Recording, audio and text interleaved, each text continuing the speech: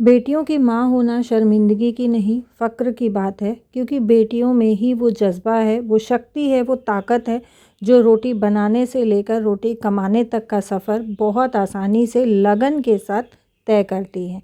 Good morning everyone, एक और नए एनर्जेटिक मॉर्निंग व्लॉग के साथ आप सभी का चैनल पे बहुत बहुत स्वागत है। कैसे हैं आप सब? मैं बिल्कुल ठीक हूँ। होप कि आप सब भी अच्छे होंगे। तो जी, ये वीडियो बुधवार का रहने वाला है, यानी कि 8 जनवरी।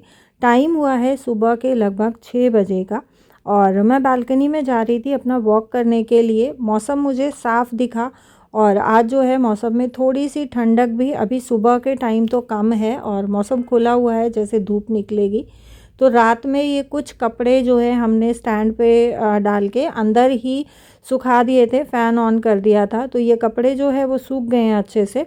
फ़िलहाल जो है जो भी थोड़े बहुत गीले कपड़े रहेंगे उनको मैं बाहर डाल दूँगी, क्योंकि आज मौसम बहुत साफ़ है, धुंध भी नहीं है और उतनी ज़्यादा ओस या नमी मुझे मौसम में नहीं लगी जितनी कि डेली मैं मॉर्निंग में उठती हूँ तब मुझे महसूस होती है।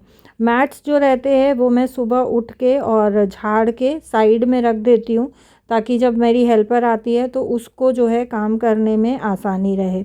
और जैसा मैंने आपके साथ लास्ट ब्लॉग में शेयर किया था कि उसकी तबीयत ठीक नहीं है, तो मैं थोड़ा बहुत काम जितना भी मुझसे हो पाता है उतना मैं कर देती हूँ, ताकि उसको भी थोड़ी हेल्प हो जाए, क्योंकि ये लोग भी, हम तो घर में से ही उठ के घर में काम में लगते हैं और हेल्पर्स जो होती हैं वो ठंड में उठ के आती हैं। कोई रिक्शा से आता है, कोई ऑटो से आता है, कोई साइकिल से आता है, तो असली मेहनत हेल्पर्स की होती है। तो इस वजह से जो है मैं थोड़ा बहुत काम कर लेती हूँ जितना मुझसे बन पाता है। और आज वीडियो के स्टार्टिंग में जो बात मैंने आप लोगों के साथ शेयर की, मैंने ये बात क्यों कही, ये मैं वीडियो में आगे आप लोगों के साथ शेयर करूँगी। एक बहन का मुझे कमेंट आया था और उन्होंने मुझसे पूछा था कि दीदी मुझे ज़रूर से बताना कि मुझे क्या करना चाहिए। तो आप लोग वीडियो पूरा देखिएगा, बहुत जो है गहरी बात है और देखा जाए तो बहुत छोटी बात है, लेकिन बात के मायने बहुत बड़े हो जाते हैं सिर्फ हमारी सोच के अनुसार। तो वीडियो में बने रहिएगा, आपके साथ ज़रूर से शेयर करूँगी। यहाँ जो ये कपड़े रात को मैंने धो के रखे थे, क्योंकि मौसम आजकल ऐसा ही चल रहा है, तो मेरी कोशिश रहती है कि रात को मैं एक आधा जो है लॉट धो के रखूँ, ताकि सुबह उठते ही मैं फैला दूँ। अगर मौसम साफ़ है तो बाहर, और मौसम अगर ख़राब है तो फिर मैं अंदर डाल दूँ। लेकिन आज जो है मौसम बिल्कुल मुझे खुला हुआ लग रहा था, जैसे 7 बजे के आसपास सूरज आ जाएगा। और जो है जैसे मैंने कपड़े फैलाए तो 15-20 मिनट हो ही गई थी, हल्की हल्की सूरज की लालिमा दिखाई भी देने लगी थी। तो जी हाँ, कपड़े मैंने सारे फैला दिए हैं और अभी जो है एक और मशीन मैंने लगा रखी थी। रात को मैं लगा के सोई थी, एक लॉट के कपड़े निकाल के और ये वाले लगा के। तो यहाँ जब मैं कपड़े निकालने लगी ना, तो मुझे ये कपड़े बहुत गीले गीले लग रहे थे। सिर्फ एक यही जैकेट मुझे लग रही थी कि हाँ थोड़ा इसमें पानी कम है या सूख, थोड़ी फरियाली सी है, इस वजह से जैकेट मैंने निकाल ली है और बाकी के सारे कपड़े मैंने स्पिन पे करके चला दिए हैं। कपड़ों का काम ख़त्म करके नहाई धोई, अपना पूजा पाठ का काम निपटाया। और आजकल जो है खुशी की क्लासेस चल रही हैं, कभी जाती है और कभी जो है क्लासेस का ऑफ हो जाता है।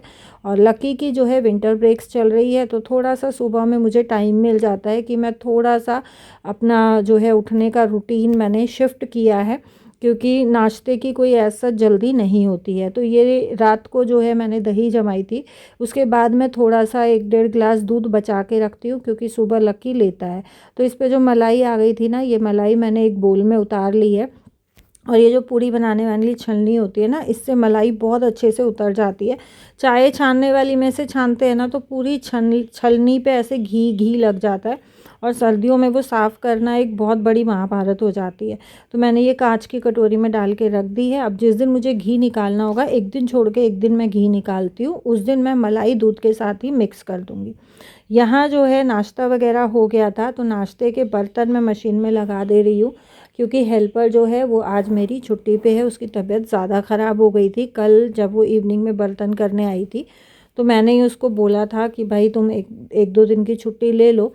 तो इस वजह से जो है जो नाश्ते के बर्तन रहे हैं, ये मैंने साथ साथ डिश वॉशर में लोड कर दिए हैं। और ये बर्तन लोड करने के बाद ना क्या हुआ कि इसका रिंजिट और सॉल्ट दोनों ही ख़त्म हो गया, रेड लाइट इसकी ब्लिंक करने लग गई। फिर मुझे सारा निकालना पड़ा और फिर से रीलोड करना पड़ा। तो इसमें आज मेरा बहुत ज़्यादा टाइम खप गया और इसमें जैसे मैंने इसका सॉल्ट वाला जो है इसमें पोर्शन, वो जब उसका खोला ना ढक्कन, तो उसमें पूरा पानी भरा हुआ था। मैं डर गई, मैंने सोचा यार इतना सारा पानी डिश वॉशर में। फिर मैंने जो है इंस्टॉलेशन के लिए जो बंदा आया था उसको कॉल किया, उससे पूछा, तो उसने मुझे सारी डिटेल्स बताई।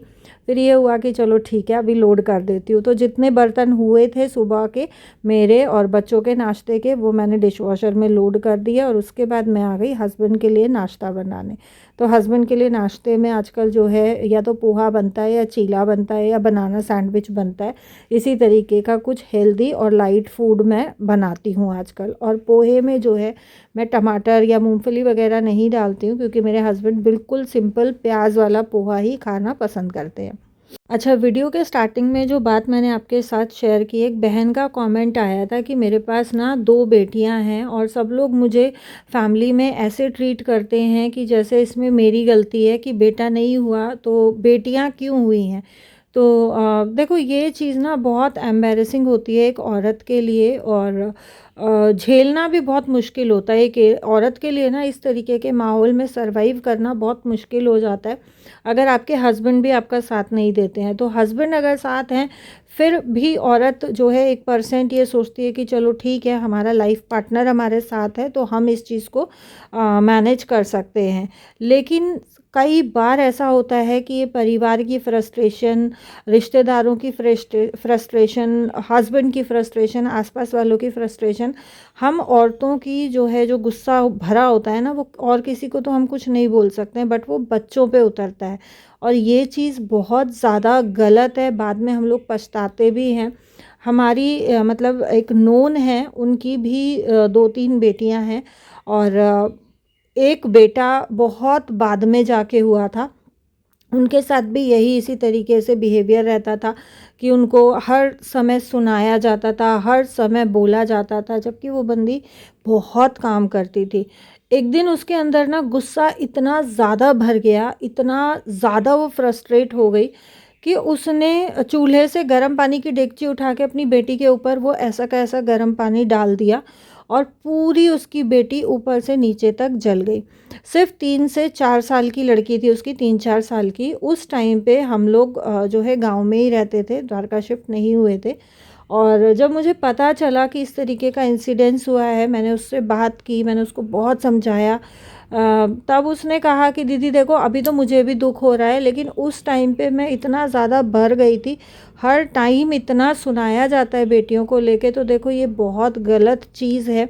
और ये पता नहीं हमारे समाज से ये चीज़ कब जाएगी। लड़कियां इतनी ज़्यादा तरक्की कर रही हैं, लड़कियां इतनी ज़्यादा आगे बढ़ रही हैं, और हमें अपनी बेटियों को ना सपोर्ट करना चाहिए, हमें अपनी बेटियों को एनकरेज करना चाहिए। बेटियों को भी अगर हम बेटों जैसी परवरिश दें, बेटों जैसी जो है शिक्षा दें, तो बेटियां बेटों से कम नहीं हैं।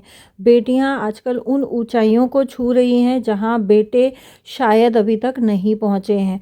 और हमारे घर में भी देखो, अगर बेटा बेटी 2 बच्चे हैं, एक लड़का एक लड़की, तो कोई घर ऐसा होगा जहाँ पे आप ये सुनोगे कि मेरा बेटा ज़्यादा इंटेलिजेंट है, बेटी नहीं है। मैक्सिमम घरों में ये रहता है जहाँ 2 बच्चे हैं ऑपोजिट सेक्स के, तो वहाँ पे बेटी ज़्यादा जो है काम रहेगी, बेटी ज़्यादा इंटेलिजेंट रहेगी, बेटी ज़्यादा समझदार रहेगी, और लड़के जो हैं वो नटखट ही मिलेंगे आपको। और एक और बहुत पुरानी कहावत है कि बेटे कोई अलग से चोटी में घी नहीं डालते हैं, है ना। तो ये बहुत गहरी बात है, बहुत समझने की बातें हैं, और बहुत ज़रूरी है हमारे समाज में ये इन बातों को समझना, साथ ही साथ इन बातों को फॉलो करना। अच्छा, लंच में जो मैंने सब्ज़ी बनाई थी वो हरे चने की सब्ज़ी थी। आजकल छोले बहुत अच्छे आ रहे हैं। खाना वाना खाने के बाद जो है रेस्ट किया, और अभी टाइम हो गया है इवनिंग का, लगभग 4 बजे के आसपास का। किचन में खुशी बना रही थी आलू सैंडविच अपने लिए और लकी के लिए शाम के स्नैक्स में। तब तक मैं लग गई थी अपनी ये आलू प्याज वाली टोकरी जो है अरेंज करने में, क्योंकि इसका बहुत बुरा हाल हो रखा था। और थोड़े टाइम के लिए, अगर 3-4 दिन के लिए छोड़ दो ना, तो ये इसी तरीके से इसका हाल हो जाता है, क्योंकि जो सब्ज़ी लाई जाती है इसके ऊपर, सामान लाया जाता है इसके ऊपर, तो ये सारा डंप लग जाता है। और यहाँ इसके जो जाली हैं, इसमें या तो मैं न्यूज़पेपर लगाती हूँ, या फिर जो शॉपिंग बैग्स होते हैं, क्लॉथ बैग, वो मैं इसमें लगाती हूँ, क्योंकि न्यूज़पेपर जो है वो फिर भी फट जाता है और हर किसी के घर में न्यूज़पेपर नहीं आता है। तो पर्टिकुलरली आप ऑर्गेनाइज़र्स में लगाने के लिए न्यूज़पेपर ख़रीदो। बहुत सारी बहनों के लिए ये भी पॉसिबल नहीं होता है। तो इस वजह से मैं जो है, और मेरे पास जो क्लॉथ बैग्स होते हैं वो यूजुअली हम लोग सामान लेने जाते हैं तो मार्केट से आ ही जाते हैं, वो मैं बिछा लेती हूँ। वो फटता भी नहीं है और कपड़े का होने के कारण उसमें से हवा भी आराम से पास होती है, तो आलू प्याज हमारे ख़राब नहीं होते हैं। इस बार जो है मैं प्याज बहुत सारे इकट्ठे ही ले आई थी, तो प्याज मैंने सारे अरेंज कर दिए हैं। और आलू मेरे पास थोड़े से बचे हुए, 3-4 आलू बचे, मैं लेके आई थी 2-2.5 किलो। तो बस ये है कि बच्चे बॉईल कर लेते हैं, आलू के पराठे बन गए, अभी सैंडविच बन रहे हैं, तो इसलिए 2 ही 3 बचे हैं। तो प्याज के नीचे वाले में मैंने आलू रख दिए हैं। सबसे ऊपर में मैंने रख दिया है सैलेड का सामान, क्योंकि डेली ही मेरे हस्बैंड के लंच में सैलेड जाता ही है, तो इस वजह से मैंने सब ऊपर ही अरेंज कर दिया है, ताकि यहीं से लेके और काटने में डालने में आसानी रहे। क्योंकि सर्दियों में जो है वो हम फ्रिज का तो खा नहीं पाते, बहुत ज़्यादा ठंडा हो जाता है, और उसको सब्ज़ी बनाने के लिए भी हमें थोड़ी देर पहले गर्म पानी में रखना पड़ता है। लेकिन खीरे वगैरह ऐसी चीज़ें हैं कि इसको अगर हम गर्म पानी पे छोड़ देंगे तो ये टेस्ट इसका ख़राब हो जाता है। इस वजह से मैंने आलू प्याज की बास्केट में ही जो है खीरे और ये सब लगा दिया है। और मटर कुलचे के लिए मुझे रिक्वेस्ट आ रही थी कि दीदी प्लीज़ मटर कुलचे की रेसिपी शेयर कर दो। मैंने पहले ना रेसिपी शेयर की हुई है, लेकिन कल के ब्लॉग में मैं दोबारा से आप लोगों के साथ रेसिपी शेयर कर दूंगी। बहुत सिंपल, बहुत डिलीशियस और बहुत जल्दी बनने वाली रेसिपी आप लोगों के साथ शेयर करूंगी, तो कल का ब्लॉग बिल्कुल भी स्किप नहीं कीजिएगा। अच्छा, एक बहन ने कमेंट लिखा था, आर्ट विद फन नाम से आईडी है शायद इनकी, कि रई से आप घी कैसे निकालते हो, किस अमाउंट में, किस क्वांटिटी में क्या डालना पड़ता है, तो वो आप शेयर कर दो। तो मैंने ये पहले शेयर किया हुआ है, आई थिंक 2-3 वीडियोस के पहले ही मैंने सारा डिटेल में शेयर किया है। बट फिर भी आज मैंने घी बनाया है, बट आज मैंने शूट नहीं किया। आने वाले 1-2 वीडियोस में मैं बिल्कुल डिटेल में आपके साथ शेयर करूंगी कि मैं दही जमाते टाइम कितना दूध लेती हूँ, किस तरीके से जमाती हूँ, मलाई किस तरीके से दूध में डालती हूँ, और फिर सुबह में किस तरीके से क्या क्या प्रोसेस रहता है। सारी ही चीज़ें बहुत डिटेल में मैं आपके साथ आने वाले 1-2 वीडियोज़ में कर दूँगी। आप प्लीज़ वीडियो को स्किप नहीं करना, क्योंकि बार बार एक ही चीज़ शेयर कर पाना थोड़ा सा मुश्किल रहता है मेरे लिए भी, क्योंकि मैं ये सोचती हूँ कि हर व्लॉग में मैं आपके साथ कुछ नया शेयर करूँ, ताकि कुछ नया आप लोगों को देखने को मिले, कुछ नया आप लोगों को सीखने को मिले। हालांकि देखो, मेरे चैनल पे बहुत सारी मेरे से बहुत बड़ी एज की बहनें हैं जिनसे मैंने बहुत कुछ सीखा है, बहुत छोटी बहनें हैं जिनसे मैंने बहुत कुछ सीखा है। मैं ये नहीं बोलती हूँ कि मैं बिल्कुल परफेक्ट हूँ, लेकिन फिर भी जितना मुझे आता है, मुझे नॉलेज है, आप लोगों के साथ मैं शेयर करती हूँ। क्योंकि बहुत सारी बहनों के कमेंट्स आते हैं कि आपकी वीडियो बहुत हेल्पफुल रहती है।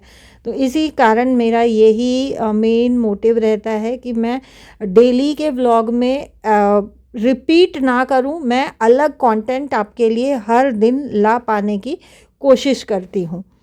और सुबह सब्जियां लेके आई थी, ये मैंने ऐसी की ऐसी आलू प्याज की टोकरी पे ही रख दी थी। तो अभी मैं साथ साथ इनको भी छांटने के लिए बैठ गई हूँ। तो मैं एक गोभी का फूल लेके आई थी, गाजर लेके आई थी और हरी आल लेके आई थी। और धनिया सब्ज़ी के साथ वैसे ही आया था, तो वो मैंने बॉक्स में डाल के अभी ऐसे ही रख दिया, साफ़ नहीं किया है।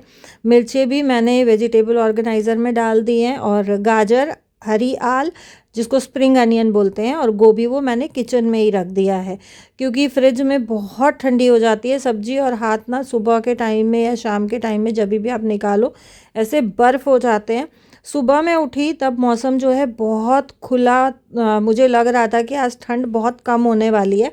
बट धूप भी निकली, और जैसे जैसे दिन जा रहा था ना, ऐसे ऐसे इतनी ठंडी हवा चलने लग गई थी 12 साढ़े 12 बजे तक, कि मतलब ऐसा लग रहा था कि जैसे हाथ पैरों में ना बर्फ़ जम जाएगी, इतनी ठंडक हो गई थी। मोस्टली दूध मैं सुबह ही उबाल के रखती हूँ, ताकि शाम तक ठंडा होकर अच्छे से उस पर मोटी मलाई हो जाए। लेकिन कई बार ऐसा होता है कि दुकान पे दूध अवेलेबल नहीं होता है, फिर मैं शाम का काम शुरू करने से पहले दूध उबलना रखती हूँ, ताकि काम ख़त्म होते होते दही जमाने टाइम तक अच्छे से ठंडा होके इस पर अच्छी मोटी मलाई आ जाए। उससे क्या रहता है ना, घी काफ़ी अच्छा निकलता है। तो जी, ये था मेरा आज का video. Thank you so much for watching.